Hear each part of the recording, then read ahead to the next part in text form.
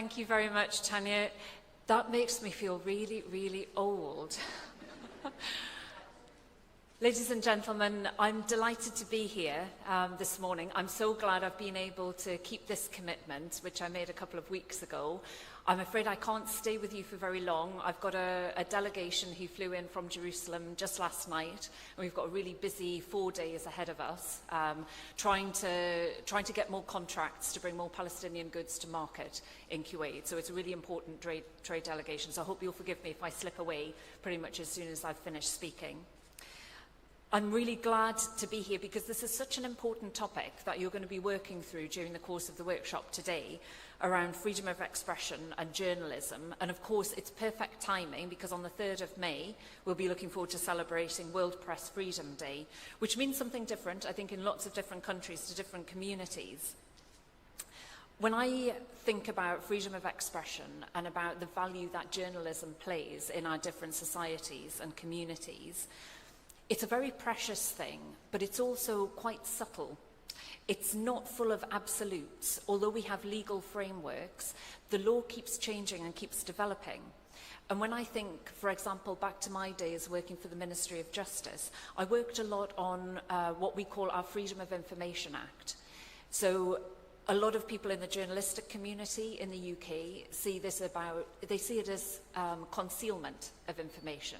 They see it as suppressing information and stopping things from getting into the public domain.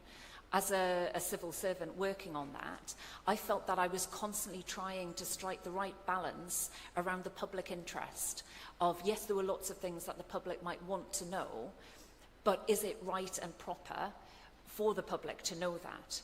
So we would weigh up in the way that journalists do all the time. When they do their research, they prepare their stories, they discuss them with their editors.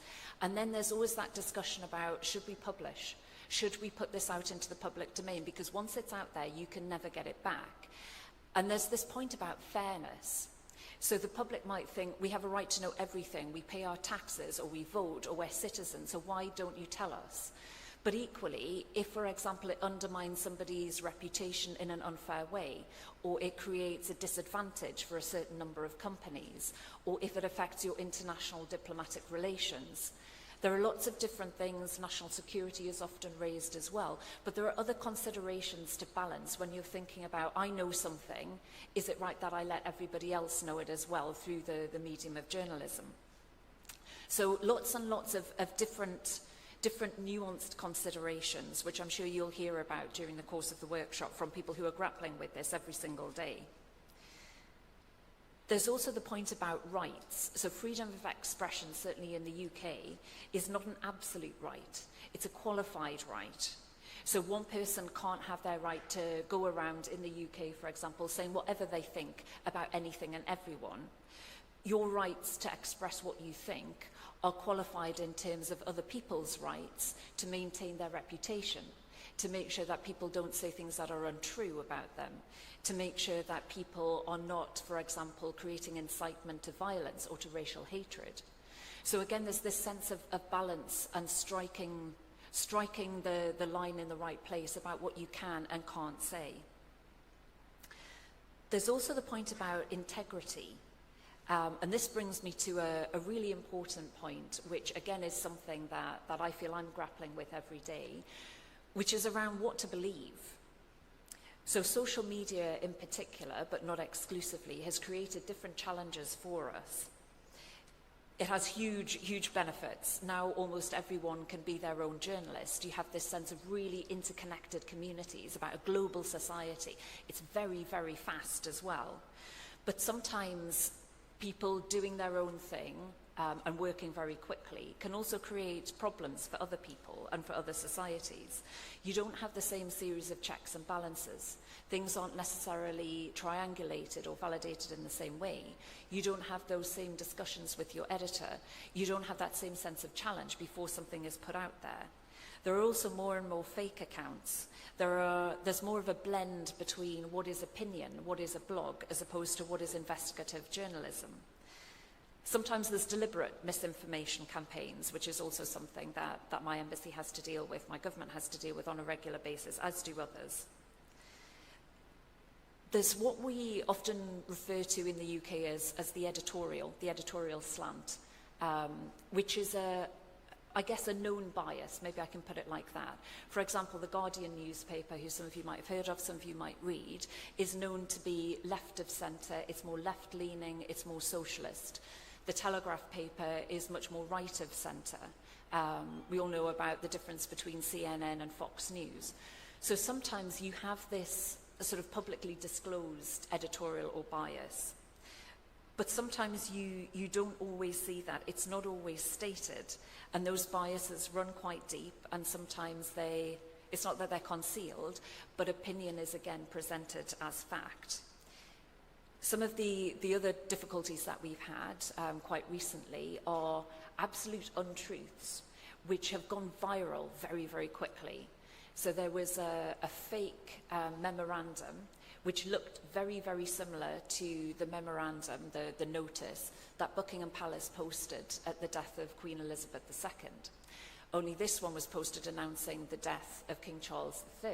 This went viral in Russia, which is where we think it originally came from.